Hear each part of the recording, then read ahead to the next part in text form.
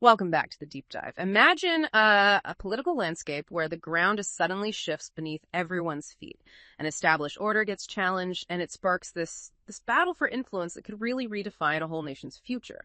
Well, that's pretty much exactly what seems to be unfolding in Uganda right now. Today, we're taking a deep dive into the emergence of, well, a new political force, the Democratic Front, the DFF, and the kind of profound impact it's having on Uganda's existing opposition, particularly the National Unity Platform, which, most people know as NUP. This isn't just like a new party popping up. It feels like a fundamental reshaping of the power dynamics within that whole anti-government space. Absolutely. And our mission, really, for this deep dive is to try and unpack the core reasons behind this pretty significant political shift.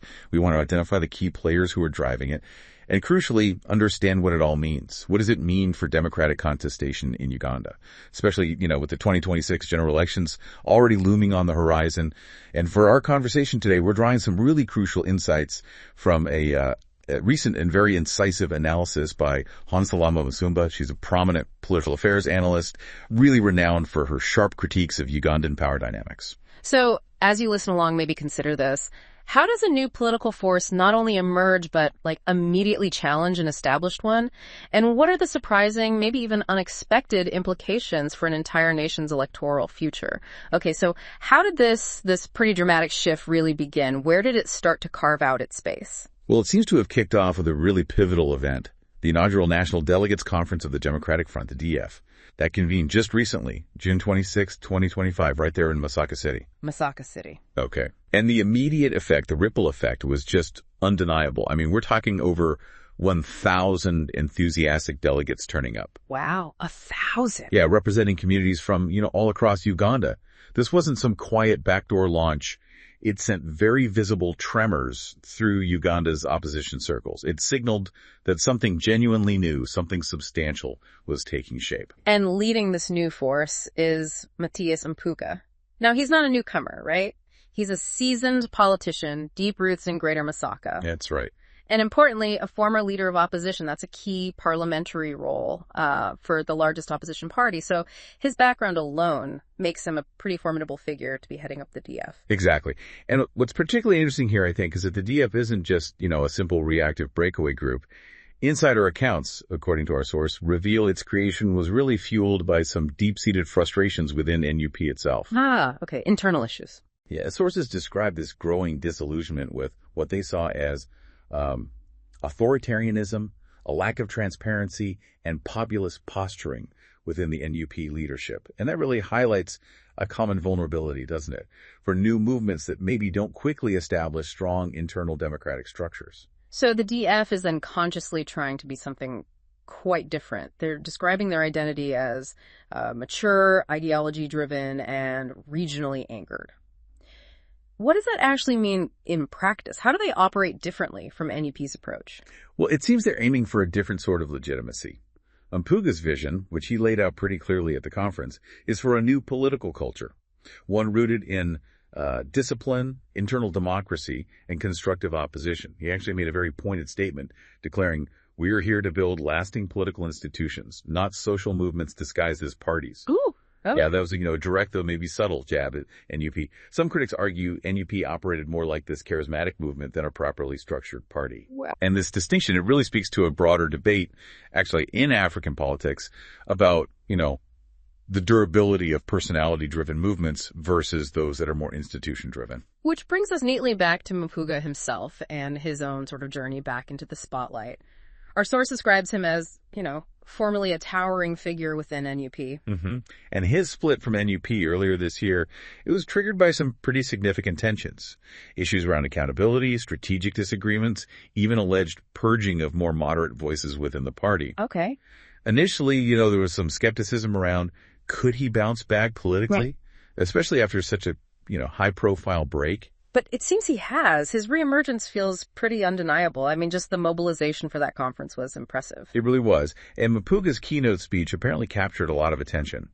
He skillfully blended Buganda nationalism, which for listeners, is that political stance emphasizing the unique cultural and political identity of the Buganda Kingdom, historically very powerful, influential region in Uganda. Right. Very key region. Very key. He blended that with a clear economic vision and a strong focus on institutional reform. It demonstrated a sort of thoughtful, strategic approach, moving beyond just, protest politics. Yeah, more substance, perhaps. Exactly, which immediately shifts the focus, doesn't it, to NUP's own position, the shifting sands there. Well, they've certainly had strengths, that youthful charisma, huge online dominance, especially among urban young people, and of course, their strong hold on the electorally vital Buganda region back in 2021. Yeah, they swept Buganda then. They did. But the cracks are, undeniably becoming visible now. And you mentioned Buganda. It seems that's where the cracks are most apparent, even though it was their stronghold. Precisely. We're seeing what's described as a noticeable decline in grassroots enthusiasm right there in that region. Interesting. Why? What's fueling that? Well, our sources suggest it's fueled by a few things. Broken expectations, perhaps centralized leadership styles, and maybe an alienation of local leaders. And what's really telling is that several former NUP coordinators and even local councilors have already jumped ship, pledged allegiance to the DF. Already. Yeah, and they're citing the DF's inclusive strategy and deeper commitment to structural transformation. It really highlights a critical challenge for these kinds of charismatic, youth-driven movements, How so? Well, they can mobilize incredibly quickly, right? But sometimes that lack of deep institutional roots or maybe diverse regional strategies can make them vulnerable to more structured, perhaps more ideologically grounded challengers once that initial wave of pure enthusiasm starts to recede a bit. And Bobi Wine, NUP's leader, obviously very charismatic. He still has that broad appeal, right? Especially with the urban poor diaspora community. Oh, absolutely. He retains that appeal. But analysts are starting to question whether charisma alone is really enough to stem this tide of defections and this apparent decline in enthusiasm. And it's also worth remembering NUP's struggle, historically, to gain significant traction outside of Buganda, isn't it? In the northwest east of the country. That's a crucial point. And perhaps the most significant concern for NUP now is just straightforward electoral reality. Simple math, really. Okay. The DF's rise directly threatens to shrink NUP's already, arguably narrow national electoral reach. How? By eroding its base in Buganda exactly where it was strongest. So it hits them where it hurts most. Precisely. This isn't just about losing some votes here and there. It potentially forces NUP to fundamentally rethink its core identity. Its historical reliance on that single regional stronghold now potentially becomes its greatest vulnerability. And this is where the strategy part gets really interesting, right? The DF isn't just trying to consolidate Buganda.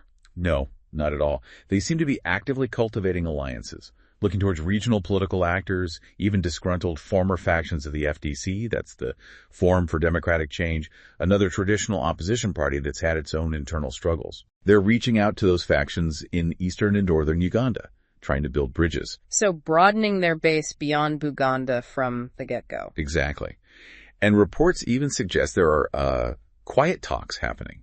Talks with moderate opposition elements aiming to form a kind of post-NUP coalition bloc. A united front? Potentially. Aiming for a united front. If they pull that off, it could paint a picture of perhaps a more balanced, maybe more mature opposition framework. One that's actually capable of contesting power at both local and national levels. It could signal a whole new era of coalition politics in Uganda, perhaps. Okay, let's shift focus slightly to the ideological currents here. And the youth factor, which is always huge in Ugandan politics. Right. NUP has tried to counter the DF, right? How are they framing it? Yeah, they're trying to portray the DF as essentially an elitist betrayal of the broader struggle, the struggle against President Museveni's long-ruling NRM, the National Resistance Movement. Okay, the sellout narrative. Kind of, yeah. However, that narrative, according to the analysis we're drawing on, appears to be losing some traction, particularly among maybe older and more ideologically grounded opposition supporters. Why is that? Well, the DF's appeal seems to lie in its promise of structure, of debate, of actual policy-based politics. And that's seen by many as an antidote, perhaps, to what's sometimes described as the more chaotic and reactive posture of NUP. A desire for something more established. Possibly. That also speaks to these broader trends we see elsewhere, political fragmentation, where voters start seeking more substantive platforms beyond just immediate protest or pure charisma. But that youth dynamic is still critical. NUP, through Bobi Wine, still has a lock on the loyalty of many young people, doesn't it? They see him as the embodiment of their frustrations, their hopes for change. Absolutely. That connection is still very strong. And that presents the challenge for the DF, doesn't it?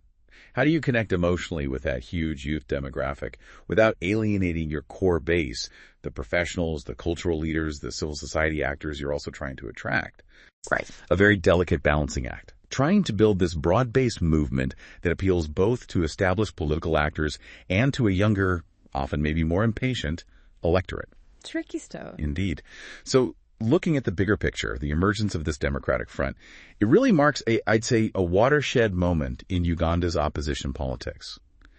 It represents the first time really since maybe 2020 that there's been a visible organized challenge to NUP's dominance within the anti-Museveni ranks, moving beyond just individual grievances toward a structured alternative. Yeah, so this isn't just about, another party joining the race. It feels much more like a high-stakes battle for opposition supremacy. It's happening within the anti-Museveni forces, but at the same time as that broader contest against the ruling NRM and President Museveni. Two battles at once. Exactly right. And for NUP, this is undeniably a moment of, critical self-assessment, a moment of reckoning, perhaps. Yeah. Our source suggests they urgently need to reassess their internal structures, reconnect properly with their grassroots base, and maybe embrace a bit more ideological inclusivity if they want to survive this looming political storm and remain a truly significant force. So the big question then is, will the Democratic Front be a catalyst for a genuinely new opposition era? Or could it fizzle out, become just another factional dead end? It really seems to hinge on their ability to keep this momentum going, doesn't it? Absolutely. Maintain momentum, effectively build those broad coalitions we talked about, and clearly communicate their agenda beyond just that initial base in Buganda. It's a tall order. It is. And as Uganda heads into what looks like a pretty heated 2026 election cycle, maybe the final thought for you, the listener, is this. What does this internal opposition struggle in Uganda tell us about the broader challenges and maybe the possibilities for democratic contestation in other parts of the world, especially places facing, similar dynamics of information overload, political fragmentation?